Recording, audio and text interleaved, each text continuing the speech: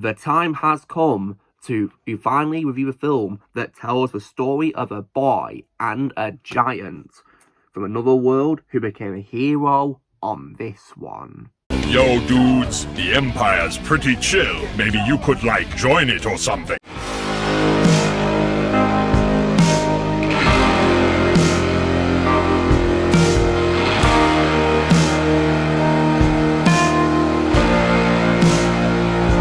Everyone, Lukimus Prime here. So it is time for a brand new movie review today, and it's going to be a special one today because today I'm going to be reviewing one of my favourite animated films of all time. This is also one of my favourite works of the director Brad Bird as well. This is a 2D animated film as well, and it's one of my favourites, and it's based on a book, of course, called Of Iron Man by Ted Hughes, may he rest in peace. And this film, of course, which I'm going to be reviewing, is none other than 1999's The Iron Giant. So, now how was this film made then? So, this was of course directed by Brad Bird in his directorial debut, and it's loosely based on the 1968 novel The Iron Man by Ted Hughes.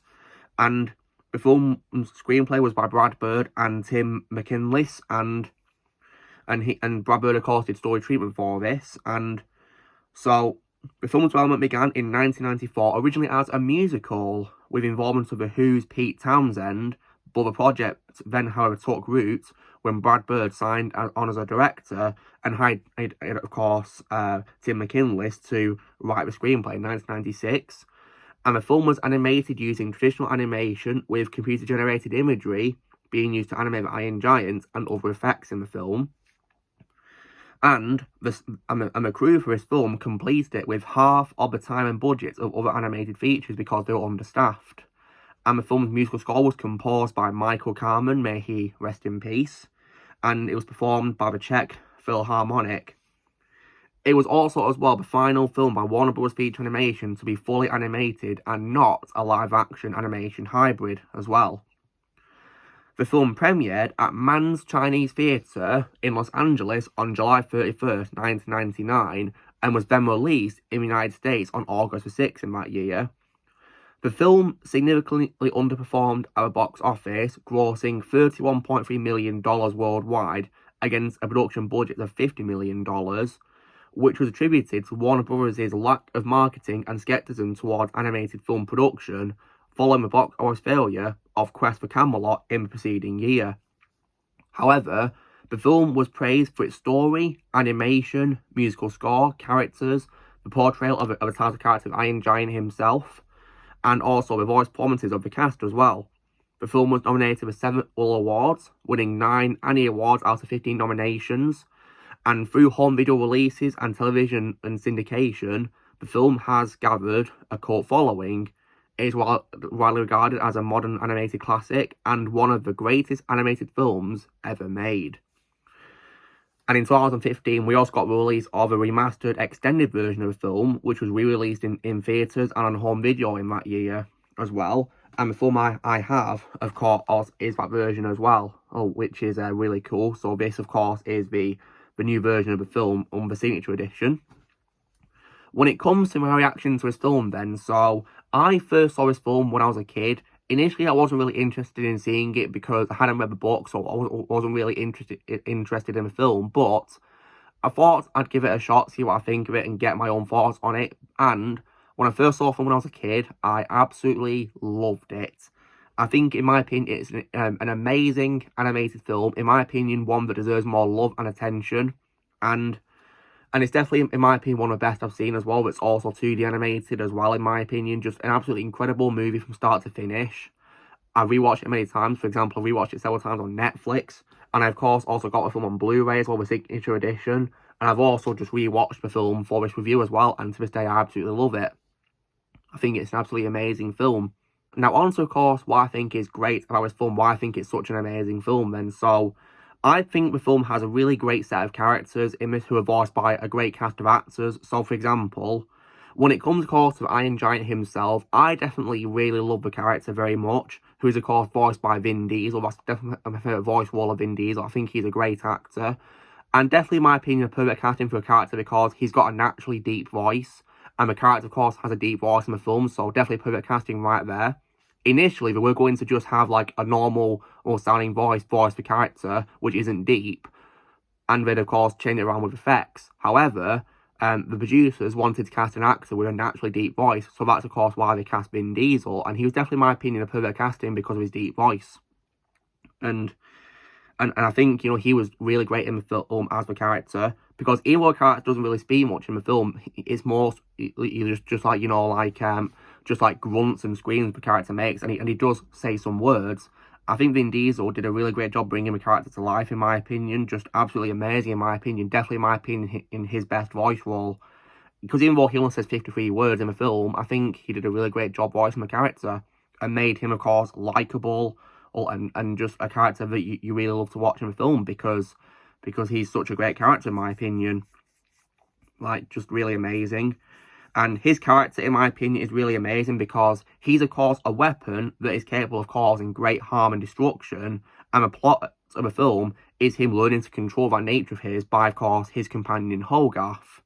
And I really love a quote by Brad Bird, of course, which is used to sum up his character, which is, "What if a gun had a soul and didn't want to be a gun?"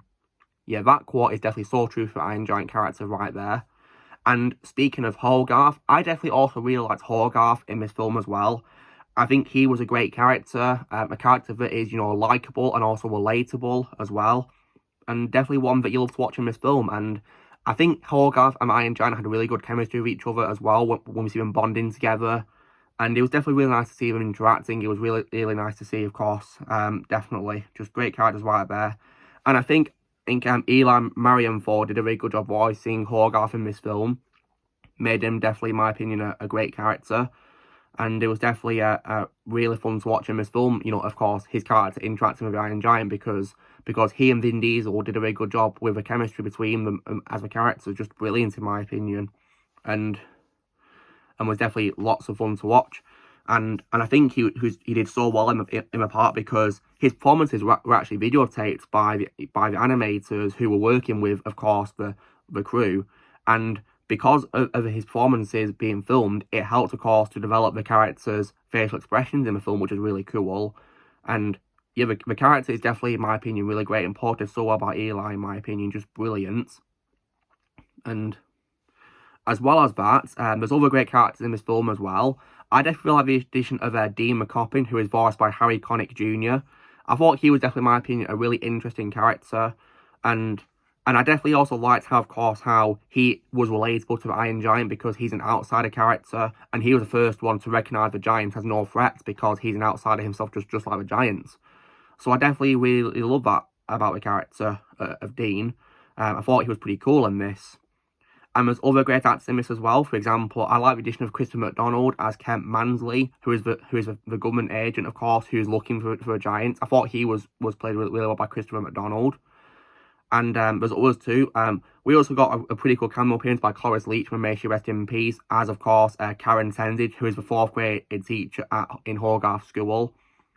Yeah, I thought she was pretty good as a teacher, may she rest in peace, Cloris. And as well as, of course, these great characters in this film, I also as well really love the animation.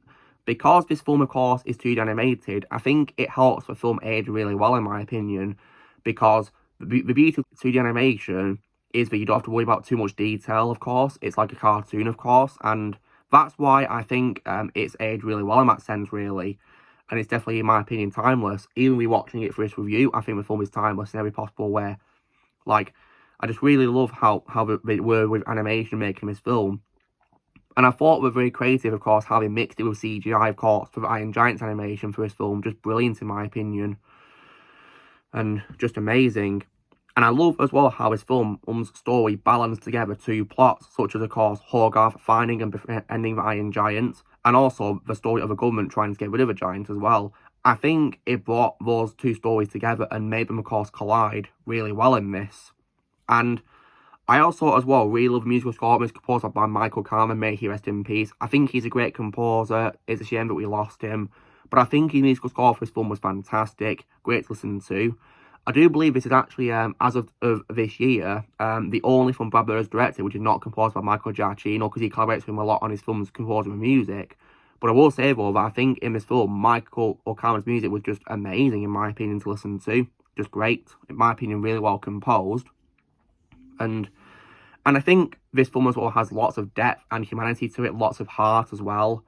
And it does a really great job capturing, of course, Ted Hughes' original story. Although there is, of course, some deviations. For example, of course, the film is called Iron Giant, not Iron Man. And that was, of course, done to avoid confusion with Iron Man from Marvel.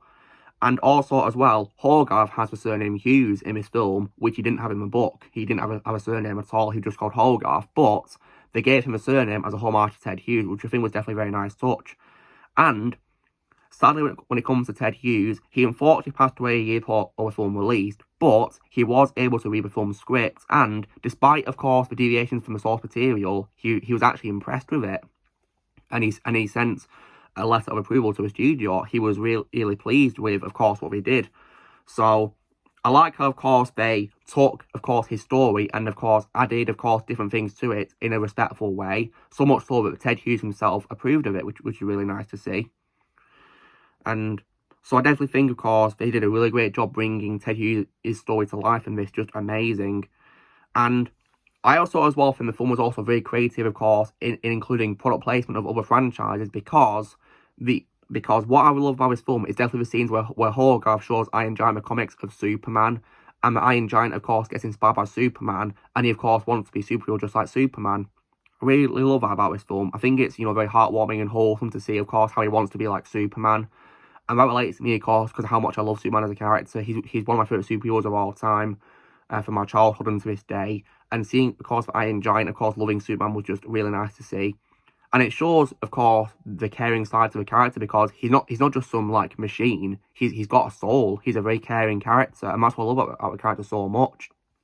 And I especially, of course, love where this film ends, of course, where he, of course, does become a true superhero by sacrificing himself to stop the missile from, of course, destroying Rockwell. And he, of course, collides with it, of course, and he declares himself as Superman. Just amazing right there. And I love how he remembered Hogarth's quote, of course, which is, "You are who you choose to be." I love that quote. Just really amazing. Love that quote. And despite, of course, this sad moment happening, of course, which leaves, of course, the character devastated because he sacrificed himself and he's gone, the film, thankfully, of course, has a heartwarming ending, of course, which has hope, where we see, of course, that parts are like screws are moving on their own, and Hogarth remembers the Iron Giant's ability to self-repair himself. So we then, of course, see the parts moving to, of course, a place, I think it's like a snowy place I think it's in Iceland, in a glacier. And we see, of course, the parts reassembling, and we see the giant smiling happily. So that, of course, ended on a happy note, and I really love that about it. Just a great way to end the film right there. Just amazing. See, I definitely really love this film. I think it's timeless, with great characters, a great story, great music, great animation, great messages as well for the audience. Like, it's everything that you'd want in an animated film. And, of course, thanks to this film, of course, it helped, of course, launch Brad Bird's career, because after this, he'd gone to direct films like, for example, The Incredibles, and he'd also, as well, direct Mission Impossible, Ghost Protocol, and also many others, and even as well Ratatouille as well, and even directed a film for 2015 called Tomorrowland. Like, his career was launched so well by this film, so I really appreciate this film for helping launch his career, because I think without this film, we wouldn't have, of course, his later successes down the line. Like, we wouldn't have Incredibles films, for example, or Ratatouille. But thanks to his film being so amazing, thanks to his amazing direction, we got these amazing films from him. So I really appreciate this film so much for helping launch his career, because I think Brad Bird's an absolute legend, great director. So I definitely really love this film, The Iron Giant. Definitely, in my opinion, a really amazing adaptation of a great book, brought to life in amazing, beautiful animation, done so well, respectfully as well, so much so that the author of the book approved it as well. Yeah, rest in peace to Ted Hughes. So guys, this is me, of course, doing my review for 1999 for Iron Giant, based on the book The Iron Man by Ted Hughes. So if I was to give this film a score out of 10, I would definitely give this film, for me, a full-blown 10 out of 10. Because I absolutely adore this film. I think it's really underrated, and in my opinion, an amazing film that deserves a lot more attention. Just absolutely incredible, in my opinion. If you guys haven't seen this film already, then please give it a watch. It's absolutely amazing from start to finish. Just so amazing. Like just a timeless classic, in my opinion, that never gets old. Rewatching it today made me realise I'm never going to get old, because I think it's absolutely fantastic. And The character Iron Giant had an amazing legacy because following on from this, of course, the film got re-released and is still loved to this day, and people are still discovering it and loving it. And also, as well, the character also has a cameo appearances in other things, for example, in Ready Player One, and also appears as a character you can play as in the game Multiversus. So the character's had an amazing legacy, definitely thanks to the book and this film. Like, it's just really amazing in the legacy this film has had, and that's why I love it so much. 10 out of 10 from me. So guys, this is me, of course, doing my review for 999 for Iron Giant. So, you know the drill, guys. Be sure to give this video a like. Also, be sure to let me know in the comments what you guys think of Iron Giant. If you've seen it, let me know what you think in the comments below what you think of it. Also, be sure to join the team by pressing subscribe for news to come in the future. And you are who you choose to be.